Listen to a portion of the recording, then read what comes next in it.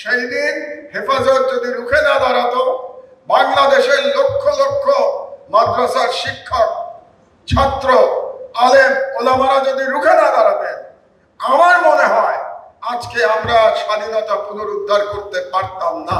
5ই মে তাদের জনসভা করা উচিত ছিল বা মহাসমাবেশ করা উচিত ছিল এক দফা দাবিতে। তাদের এক দফা দাবি যে 5ই মে গণহত্যার বিচার করতে হবে। বাংলাদেশকে 15 বছর ধরে একটা ভারতের অঘোষিত উপনিবেশে পরিণত করা। আলহামদুলিল্লাহ আমাদের তরুণ সমাজ তাদের রক্তের বিনিময়ে বাংলাদেশের জনগণকে মুক্তি দিয়ে গেছেন। ফ্রিডম, যেটা আমরা ফ্রিডম বলি, সেই ফ্রিডম দিয়ে গেছেন বাংলাদেশের জনগণকে। এবং আরেকটি কাজ করে গেছেন, তারা বাংলাদেশকে উপনিবেশের শৃঙ্খল থেকে মুক্ত করে গেছেন। সুতরাং একাধারে বাংলাদেশের জনগণের মুক্তি দিয়েছেন, দ্বিতীয়ত বাংলাদেশের সার্বভৌমত্ব ফিরিয়ে দিয়ে গেছেন। দুর্ভাগ্যের বিষয় হলো আমরা আমাদের ভুলটা যেখানে, আমরা বলতে আমি বাঙালি মুসলমানের কথাই বলি বা বাংলাদেশের সংখ্যাগরিষ্ঠ নাগরিক, আমরা কিছুদিন পর পর ঘটনা ঘটে এবং তারপর ঘটনা ভুলে যাই, এবং ঘটনা ঘটার পরে তাদেরকে যে বিচারের আওতায় আনা দরকার, এই কাজটি আমরা করতে বারে বারে ব্যর্থ হই। আমি যদি 28শে অক্টোবর থেকেও শুরু করি,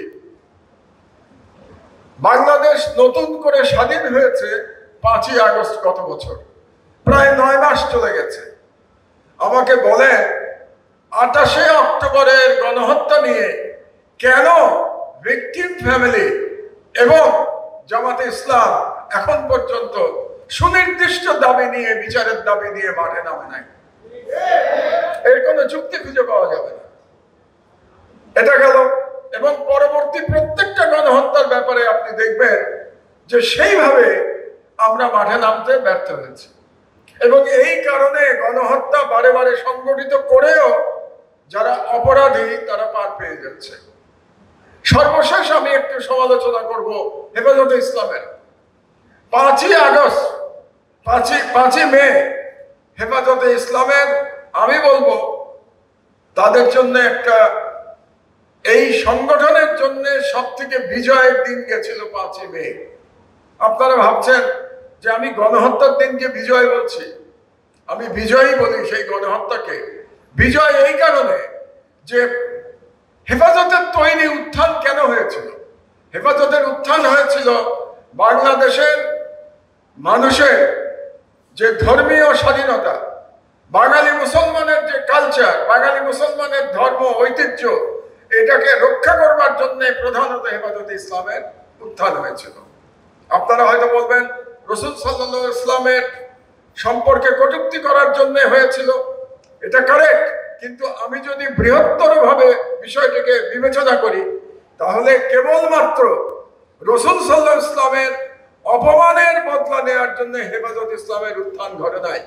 হেফাজতের ইসলামের উত্থান আমাদের কালচারাল ফাইটে, সাংস্কৃতিক লড়াইয়ের একটা মোড় ঘুরিয়ে দেওয়ার ঘটনা ছিল হেফাজতে ইসলামের উত্থান।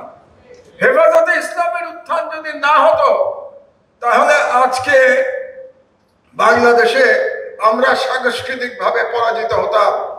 আজকেও শাহবাগের গণজাগরণ মঞ্চের বয়ান এই দেশে চলতো। আজকে শাহবাগের গণজাগরণ মঞ্চের বয়ান ইতিহাসের আস্থা করে নিক্ষিপ্ত হয়েছে, এবং এই যে ইতিহাসের আস্থা করে নিক্ষিপ্ত হয়েছে, এর প্রধান কারণ হচ্ছে হেফাজতের উত্থান। যেহেতু সেই উত্থানের সাথে সেদিন আমি জড়িত ছিলাম, আমি এখনো বলি, সেই দিন হেফাজত যদি রুখে না দাঁড়াতো, বাংলাদেশের লক্ষ লক্ষ মাদ্রাসার শিক্ষক, ছাত্র, আলেম, ওলামারা যদি রুখে না দাঁড়াতেন, আমার মনে হয় আজকে আমরা স্বাধীনতা পুনরুদ্ধার করতে পারতাম না। কিন্তু এত বড় যে তাদের বিজয়, এই বিজয়কে কি হেফাজতে ইসলামের নেতৃবৃন্দ বোঝেন? এটা নিয়ে আমার সন্দেহ হয় যে তারা আদৌ বোঝেন কিনা যে তারা বাংলাদেশের জন্য কত বড় কাজ করেছিলেন ওই সময়টাতে। যদি তারা বুঝতেন, তাহলে এবার 5ই মে তাদের জন্য একটা ঐতিহাসিক অপরচুনিটি ছিল যে ঐতিহাসিক অপরচুনিটি তারা মিস করেছেন দুর্ভাগ্যজনকভাবে। ঐতিহাসিক অপরচুনিটি কি ছিল? 5ই মে তাদের জনসভা করা উচিত ছিল বা মহাসমাবেশ করা উচিত ছিল এক দফা দাবিতে। তাদের এক দফা দাবি যে 5ই মে গণহত্যার বিচার করতে হবে। এই দাবি নিয়ে যদি 5ই মে তারা মাঠে নামতেন, যেটা তারা 3 মে 2 দিন আগে নেমেছেন, সেটাতেও কোনো সমস্যা ছিল না। কিন্তু যদি এক দফা দাবি নিয়ে নামতেন, তাহলে ওই মহাসমাবেশের মেসেজ অন্যরকম হতো। বাংলাদেশের রাজনীতিতে হেফাজতের একটা পজিশন চিরজীবনের জন্য একটা প্রতিষ্ঠা হয়ে যেত যদি এক দফা দাবি নিয়ে তারা নামতেন।